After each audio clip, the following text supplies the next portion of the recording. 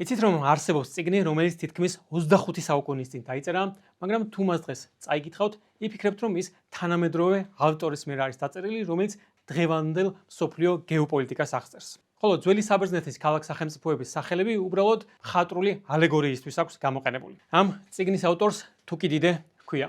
ეს იყო ათენელი გენერალი, რომელმაც ომი წააგო, გადასახლებაში წავიდა და გადაწყვიტა რომ საკუთარი თვალით დანახული და ალბათ ნაწილობრივ წარმოდგენილი პელოპონესის ომი აღეწერა. ომი, რომელმაც მაშინდელი ბერძნული სამყარო შუაზე გაყო. თუკიდიდე ფაქტობრივად იყო პირველი, ვინც ისტორიის აღწერიდან გაიყვანა ღმერთი, ბედისწერა და მითოლოგია.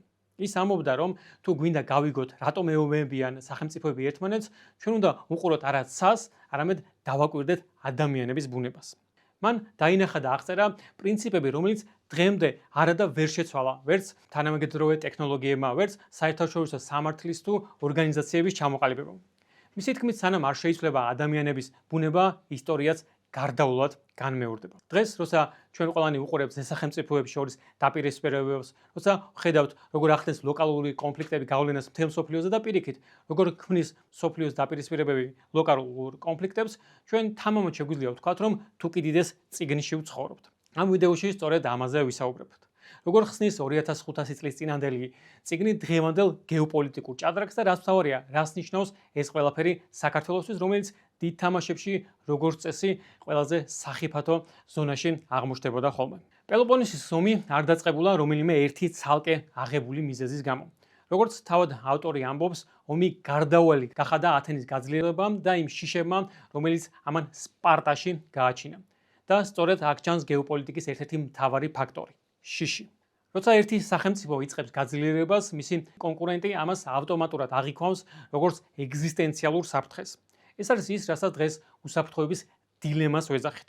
შენ შეიძლება სულაც მხოლოდ თავდაცვისთვის იარაღდებოდე, მაგრამ მეზობელი ამას ხედავს როგორც მასზე თავდასხმისთვის მზადებას და იწყებს ისიც შეიარაღების გაძლიერებას და საბოლოოდ სიტუაცია ომის ზღვარამდე მიდის. თუკიდიდემ გამოყო სამი მთავარი მიზეზი, რის გამოც სახელმწიფოები ერთმანეთს უპირისპირდებიან. პირველი ეს რა თქმა უნდა არის მატერიალური ინტერესი, ანუ რესურსები, ტერიტორია და ფული. მეორე კი, როგორც აღნიშნე, ეს არის შიში. შიში საკუთარი უსაფრთხოების სიძლიერის ან ჰეგემონიის დაკარგვის. მესამე კი პატივი და დიდება, რაც გულისხმობს სტატუსისა და გავლენის ზრდას, ანაც იმის მტკიცებას და ჩვენებას, რომ თქვენ არ ხართ სუსტი.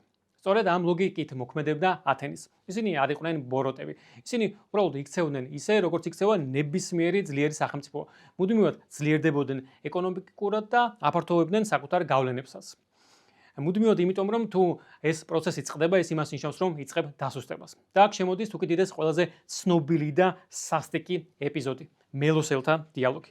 მელოსი იყო პატარა კუნძული, რომელსაც ნეიტრალიტეტის შენარჩუნება სურდა, თუმცა ათენელები პირდაპირ მივიდნენ და უთხრეს: ან ხართ ჩვენთან, ან გაგანადგურებთ. მელოსელებმა მათთან მოლაპარაკებები სცადეს. ისინი ესაუბრებოდნენ მათ სამართლიანობაზე, მორალზე, ღმერთებზე. ათენელების პასუხი კი იყო სივსისხლიანი და შეიძლება ცინიკურიც კი.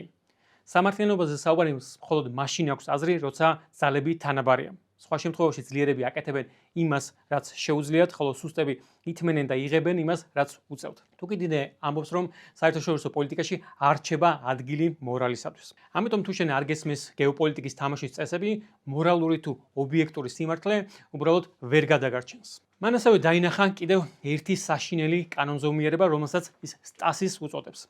მისი აღწერით სტასისი არის მდგომარეობა, როცა საზოგადოება ორად არის იმ დონეზე გახლეჩილი, რომ ის იწყებს შიგნიდან ლპობას. მან ეს კორკირას პატარა კუნძულოვანი სახელმწიფოს მაგალითზე აღწერა. როცა ათენი და სპარტა ერთმანეთს დაეტაკნენ, კორკირას შიგნით მოსახლეობა ორად გაიყო. ერთნი ათენისკენ იხორებოდნენ, მეორენი კი სპარტისკენ. ეს ყველაფერი სამოქალაქო ომსა და სისხლის ღვრაში გადაიზარდა. რისი მიზეზიც იყო მხოლოდ ის, რომ ისინი სხვადასხვა გეოპოლიტიკურ ორიენტაციას ანიჭებდნენ უპირატესობას. მაგრამ ყველაზე საინტერესო ისაა თუ რა დაემართა ადამიანების ფსიქოლოგიას და ენასაც კი. თუკიდიდე წერს, რომ სტასისის დროს სიტყვები კარგავენ თავდაპირველ მნიშვნელობას. ორივე ბანაკში გაუაზრებელი აგრესია, ერთგულებად და ვაჟკაცობად მოინათლა. მათ ვინც სიფრთხილისა და ზომიერებისაგან მოუწოდებენ, მხდალებად და მოღალატეებად რაცხავდნენ. შედეგად რადიკალიზმი გახდა ერთადერთი საზომი იმისა, ხარ თუ არა შენი ბანაკის ერთგული. ნაცნობი არა.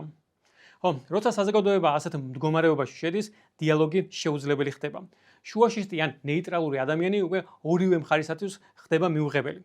თუ კი დიდე გვაფრთხილებს, ასე დროს სახელმწიფო კარგავს იმუნიტეტს და ის ადვილი ლუკმა ხდება გარე ძალებისათვის, რომელიც შიდა შუღლს საკუთარი ინტერესებისათვის მშვენივრად იყენებენ.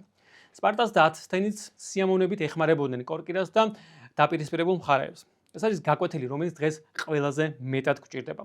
როცა შიდა დაპირისპირება კრიტიკულ ზღვარს ცილდება, ქვეყანა წყვეტს სუბიექტობას და ხდება უბრალო სათამაშო მოედანი დიდების თამაში.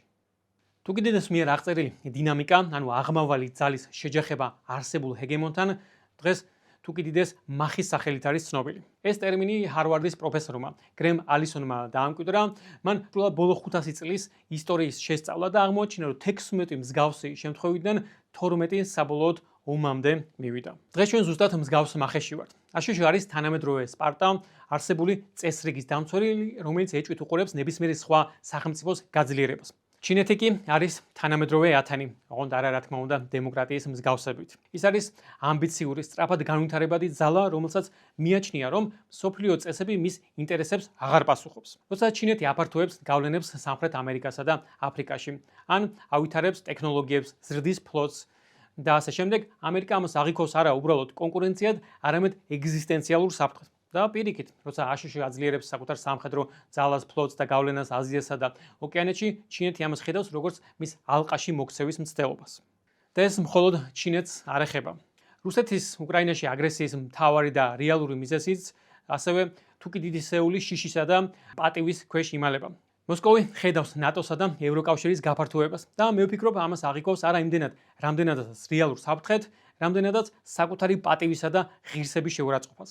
ის თulis, რომ თუ კი ის ამას დაუშვებს, მას სუსტად ჩათვლიან. მაშინ, როდესაც პუტინი ცდილობდა რუსეთისათვის ზესახელმწიფოს სტატუსი დაებრუნებინა.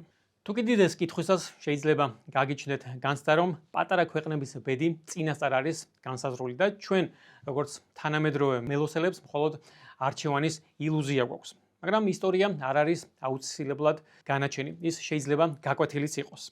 და რა არის მთავარი გაკვეთილები საქართველოსთვის. პირველი ეს არის ილუზიების დასრულება. ჩვენ უნდა გვესმოდეს, რომ საერთაშორისო პოლიტიკაში სამართლიანობა და საერთაშორისო სამართალი მხოლოდ მაშინ მუშაობს, როცა მათ უკან რეალური ძალა დგას. მელოსელები ფიქრობდნენ, რომ რადგან ისინი მართლები იყვნენ, ღმერთები ან მოკავშირეები, მათ აუცილებლად გადაარჩენდნენ. ეს შეცდომა მათ განადგურებად დაუჯდათ. ჩვენი უსაფრთხოება უნდა დაეფუძნოს არა მხოლოდ მორალურ სიმართლეს, არამედ ცივ პრაგმატულ გათვლებს და მყარ ალიანსებს. მეორე გაკვეთილი კი ჩვენთვის უნდა იყოს მდიდრ მდგრადობა. გვახსოვს სტასისის მდგომარეობა. თუ კი დიდემ აჩვენა, რომ ათენი ომში კი არ დამარცხებულა, არამედ შიგნიდან დაიშალა. როცა ქვეყნის შიგნით მოსახლეობის ერთმანეთისადმი სიძულვილი და დაპირისპირება უფრო დიდია, ვიდრე მათი ერთიანობა საერთო გარემტრის წინააღმდეგ, ეს სახელმწიფო განწირულია. საქართველოსთვის პოლარიზაციის დაძლევა არის არა უბრალოდ რეკომენდაცია, არამედ ეს არის ჩვენი სახელმწიფოს გადარჩენის ერთადერთი გზა.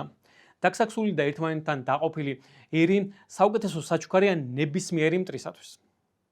მესამე გაკვეთილი კი ჩვენთვის უნდა იყოს გონიერება. თუ კი დიდე გვასწავლის, რომ მცირე სახელმწიფოს გადარჩენის ფორმულა ორ კომპონენტს შეიცავს. პირველი ეს არის საკუთარი ძალა. ჩვენ უნდა ვიყოთ იმდენად ძლიერი და ორგანიზებული, რომ ჩვენთან დაპირისპირება მტრისათვის ზედმეტად ძვირიჯდებოდეს. თუ ვინმეს უნდა რაღაც რაც გაქვთ თქვენ, ის არასოდეს დაიწყებს თქვენთან მოლაპარაკებას, თუ კი იცის, რომ თქვენ იმდენად სუსტი ხართ, რომ ამ რაღაცის თქვენგან წართმევა ძალიან მარტივად შეუძლია. და სწორი მოკავშირეები. ჩვენ გვჭირდება ალიანსები. ჩვენ მარტო გადარჩენის შანსი ფაქტობრივად არ გვაქვს. ამიტომ უნდა ვიპოვოთ ალიანსები, რომლის ყველაზე მეტი ინტერესების ემთხვევა ჩვენსას. გეოპოლიტიკაში კი მეგობრები არ არსებობენ, მაგრამ არსებობენ საერთო ინტერესები, რაც ალიანსებს აიძულებს, რომ გაითვალისწინონ ერთმანეთის ინტერესებიც. თუ კი დიდემ თავისი ნაშრომი დატოვა როგორც მარადიული საკუთრება. მათთვის ვისაც სურს გაიგოს, როგორ მუშაობს სამყარო სინამდვილეში. ჩვენი ისტორია ჯერ კიდევ იწერება და ის გავხდებით თუ არა კიდევ ერთი მელოსი, რომელიც ისტორიის მტვერში ჩაიკარგება, თუ შევძლებთ გადარჩენას ამ გიგანტების ჭადრაკში, დამოკიდებულია მხოლოდ და მხოლოდ იმაზე, რამდენად კარგად ვისწავლით თუ კი დიდეს გაკვეთილებს. ნაკლები ემოცია, მეტი ცივგონება და ერთობა მაშინ, როცა სასწორზე დგას ქვეყნის არსებობა. ეგ არის.